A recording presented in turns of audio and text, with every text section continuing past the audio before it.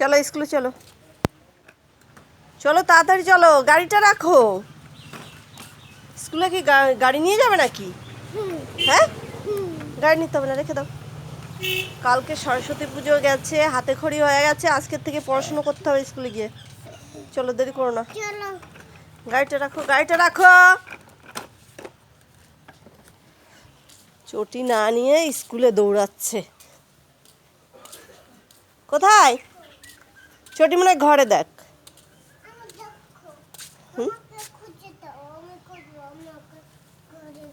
খুঁজে দিতে হবে তো। বই কই তোর?